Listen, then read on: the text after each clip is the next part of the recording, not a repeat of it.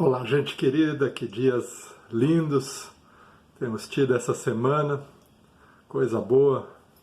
Também estão previstos alguns dias mais frios pela frente, conforme está sendo noticiado, até neve para algumas regiões mais altas.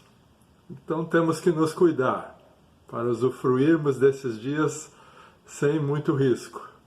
Afinal, o que não precisamos a esta altura é um resfriado, uma gripe, ou pior ainda, o risco de uma pneumonia.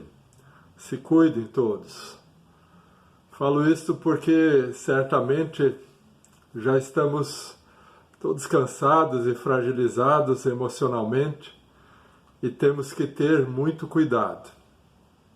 Por vezes não percebemos que nossas defesas estão baixas, que a guarda está aberta e, como se fala na linguagem do boxe, podemos sofrer um nocaute por nos descuidarmos. Portanto, guarda alta, muita atenção e cuidado, não podemos vacilar a esta altura. Já se passaram 5 meses e vamos aguentar juntos o trecho que nos falta para sairmos dessa. E nesse louco jogo de forças, nesta queda de braço entre os poderosos deste mundo, nós não somos nada nem ninguém.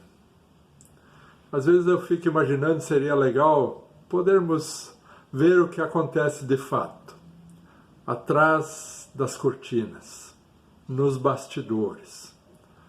Entrar e conhecer o que rola por aí.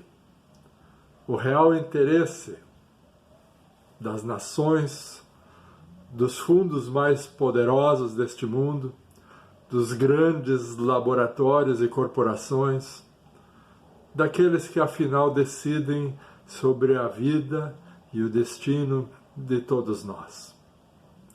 Nós somos apenas marionetes em suas mãos, massa de manobra, como a gente falava, daqueles que dominam os meios de comunicação, as grandes fortunas. E neste mundo todo a vida se tornou complexa demais. Mas nós temos que continuar vivendo e temos que aprender a viver em meio a tudo isso, sem sucumbirmos às tentações do mal. Enquanto continuamos orando, Maranata, ora vem Senhor Jesus. Para tanto, eu creio que a vida em comunidade é importante demais.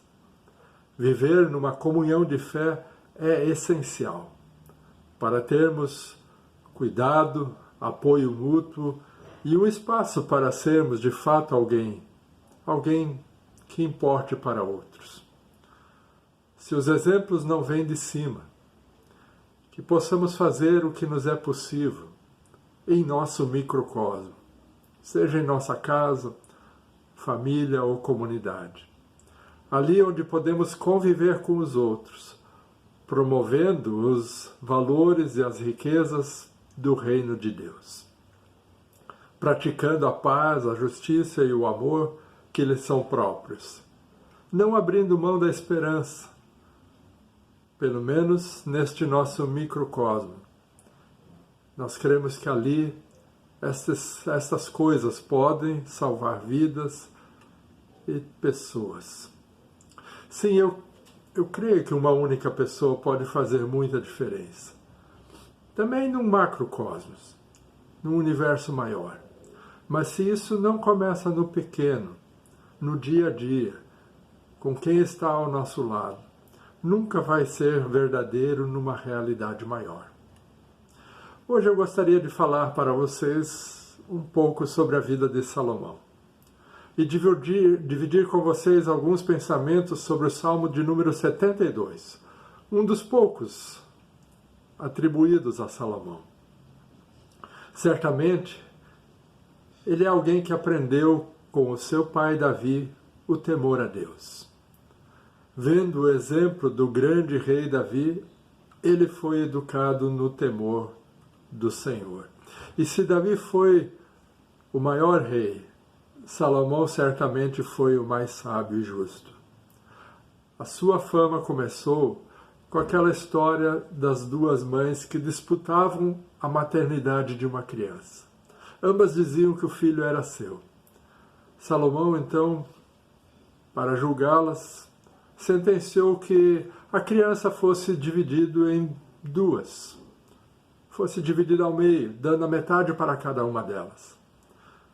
Vendo que uma aceitou a decisão e a outra não, e preferiu entregar a criança ao vê-la morta, o rei decidiu então que o filho era desta, de verdade, pois nela viu o amor de uma mãe. E desde então a sua sabedoria era reconhecida por todos, fruto de um pedido que ele próprio havia feito a Deus. No início do seu reinado, Deus lhe disse que poderia pedir o que quisesse.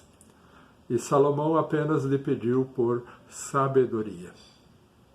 Não pediu por riquezas e poder, como os reis e poderosos deste mundo normalmente fazem, até hoje.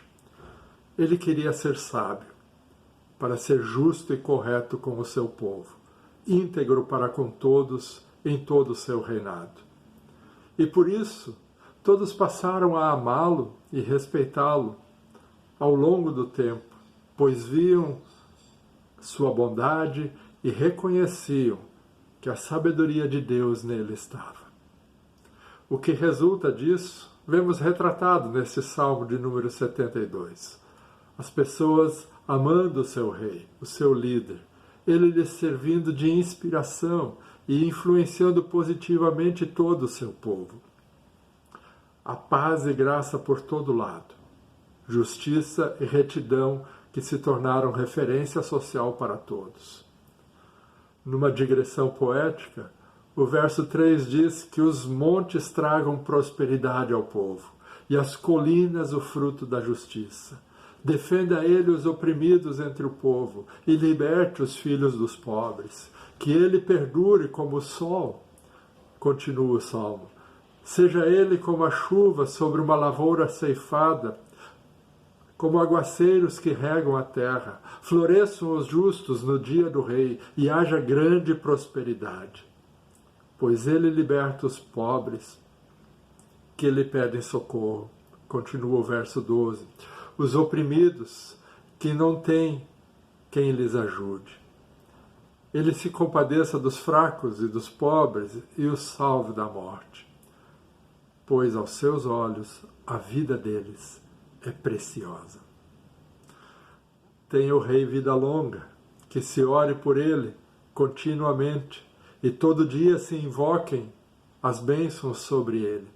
Haja fartura de trigo sobre toda a terra, ondulando do alto dos montes.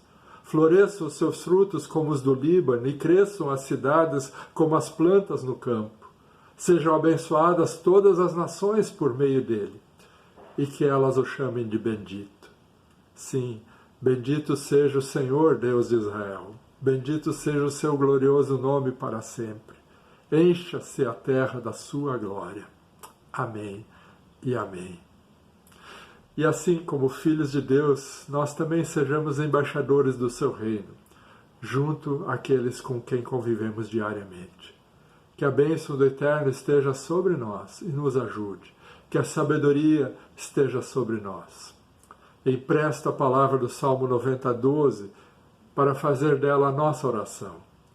Ensina-nos, Senhor, a contar os nossos dias, para que nós alcancemos coração sábio. Amém.